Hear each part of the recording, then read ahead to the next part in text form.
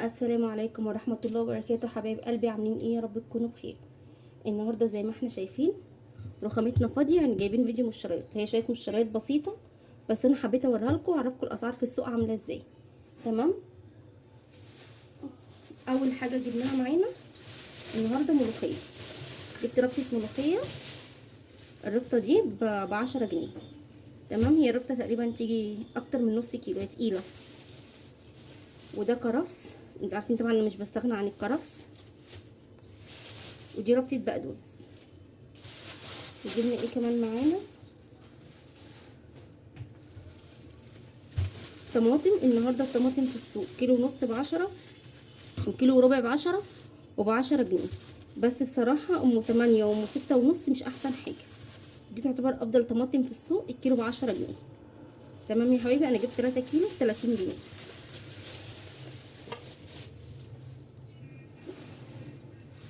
وجبت كمان معاكم دول 2 كيلو بصل. مكنتش اصور اخر النهار بسبب الموتوسيكلات والحاجات دي. جبت 2 كيلو بصل، ده احمر على ابيض. الكيلو ب15 جنيه. الاحمر زي الابيض، ده ب15 وده ب15. انا جبت 2 كيلو مشكلين على بعض. انا بحب الاحمر للسلطات والابيض للطبيخ. تمام يا حبايبي. جبت 2 كيلو بصل معايا.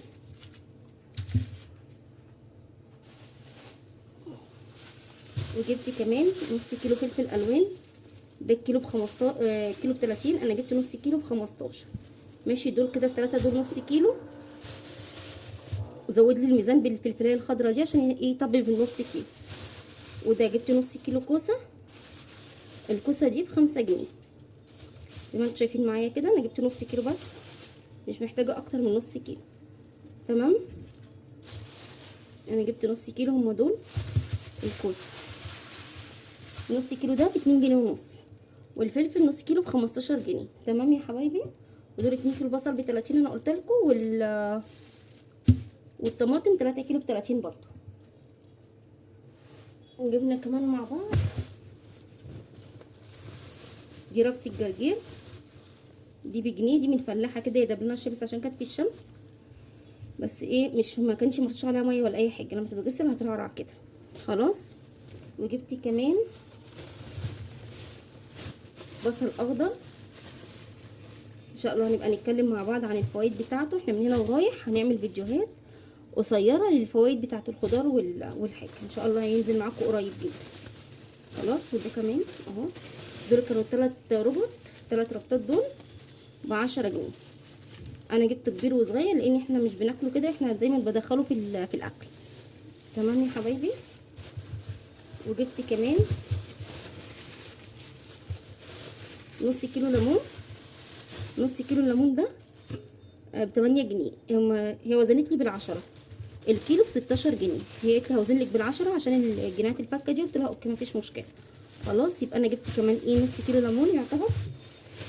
خلاص كده. انا ما جبتش خضار كتير النهارده لان انا عندي بطاطس وكنت من كام يوم في السوق جبت بتنجان وفلفل رومي. الفلفل الرومي النهارده ب20، والبتنجان انا كنت جايباه ب12 جنيه. معرفش النهارده بكام بصراحه، ما سالتش عليه. خلاص. فدول شويه الخضار اللي انا جبتهم من السوق. وجبت كمان ازازه الزيت دي، معلش انا فتحتها كنت بحضر منها الغدا. دي جبتها ب65 جنيه، اسمها ريفانا. ريفانا دي جبتها مكتوب عليها زيت دوار شمس. دي جبتها ب65 جنيه. هو الراجل قال لي كيلو صراحه، بس انا ما بصيتش. مكتوب عليها بصوا 1 لتر. هي معرفش باينه في الكاميرا ولا لا. اسمها ريفانا ب65 جنيه عباد شمس. حلوه. انا اول قلت اجيب واحده اجربها، لو عجبتني هجيب تاني.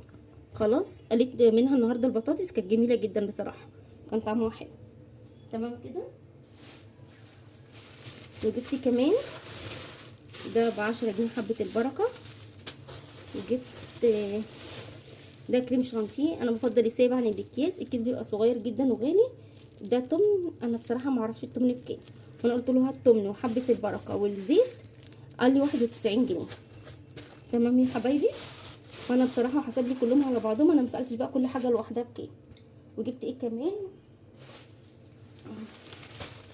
جبت ملح تقريبا الكيس ده بجنيه تقريبا كده. وجبت كاري بابريكا مدخنه، وانا كنت قايله له يحط لي بابريكا عاديه بس تقريبا هو نسي. خلاص يا حبايبي، انا بحب المدخنه وبحب العاديه. العاديه بتدي الطماطم لون وانا بعمل الاكل، والمدخنه دي لو بحطها في مشويات او بانيه او اللي هي شيش طاووق اللي هي التتبيلات، بحب قوي المدخنه. انما لو انا هزود احط صلصه بابريكا عشان تديني لون احمر زياده، بحب البابريكا العاديه دي. ده اللي ايه، بجيب الاتنين علشان كده. دي كل واحده ليها استخداماتها. تمام. وجبت ايه تاني؟ استنى هوريك، هفضلوا معايا.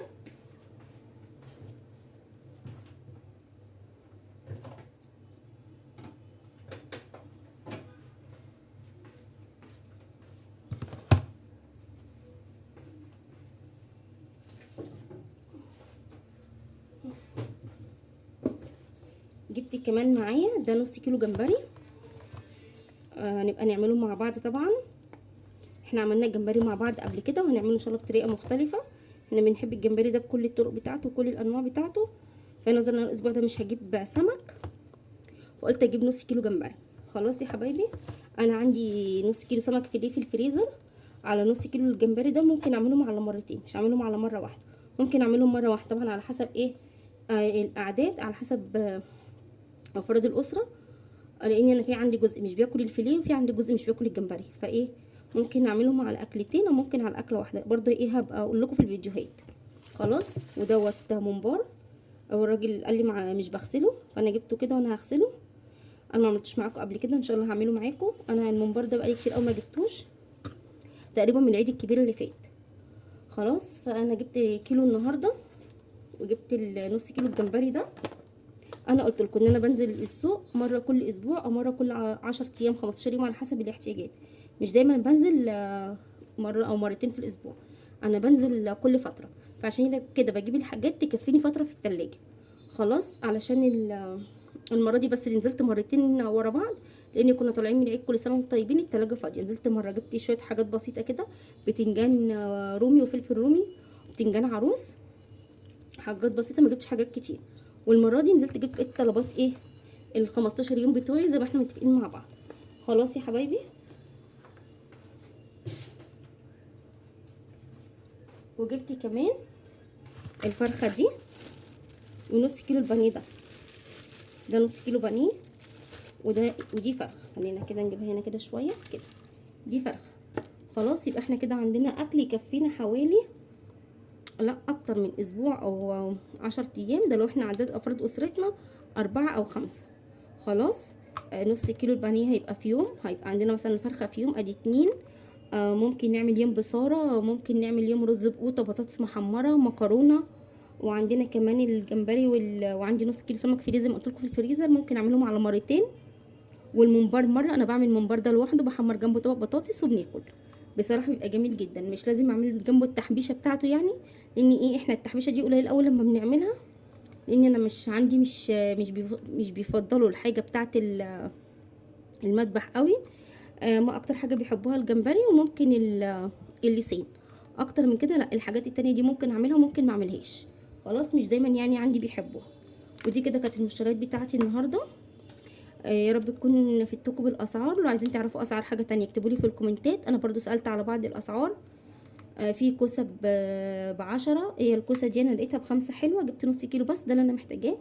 عشان هعمل معاكم الفتره اللي جايه فيديوهات للموظفات اللي بتحب، اللي عايزه تاخد غدا معاها الشغل.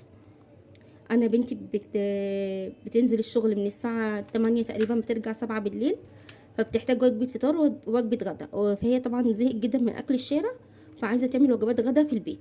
فانا هنعمل الفتره اللي جايه وجبات غدا. لو انت موظفه ازاي تاخديها معاكي، وازاي توفري لها التتبيلات بتاعتها وتحطيها في التلاجة متبله على طول. انا بصراحه ما كنتش مستعده للموضوع ده. انا جبت لها شويه حاجات حطها لها في التلاجة، بس ما كنتش مستعده ليها، مش مجهزه لها تتبيلاتها وحاجاتها، كنت صورتها معاكم. بس ان شاء الله الفتره اللي جايه هصورها معاكم. انا جايبه لها وراك فراخ، هعمل لها شيش طاووق، عشان كده جبت لها الكوسه دي لان هي كمان بتعمل دايت وبتحتاج خضار كتير. وجبت لها الفلفل الالوان ده مع بصل. متهيألي انا عملت معاكم شيش طاووق قبل كده بالخضار، كان حلو جدا. فانا جبت لها الخضار ده تحطه معاه، تغيري يوم خضار سوتيه، يوم خضار مشوي، يوم سلطه، فعشان هي كمان ما تزهقش. خلاص يا حبايبي، فخليكم معايا ان شاء الله الفتره اللي جايه هنقدم فيديوهات مختلفه. وما ننساش اللايك والشير والسبسكرايب للقناه، ويا رب تكون فيديوهاتي عجبتكم. ويا ريت نتفاعل اكتر شويه مع القناه، لان التفاعل معانا بطيء جدا. فمن فضلكم ادعموا القناه وتفاعلوا معاها شويه زياده، لان بجد قربتوا تصيبوني بالاحباط، يعني قرب يجيلي احباط. فيا ريت ما نوصلش للمرحله دي ونشجع بعضينا. ولايك وشير وسبسكرايب للقناه. اشوفكم على خير، والسلام عليكم ورحمه الله وبركاته.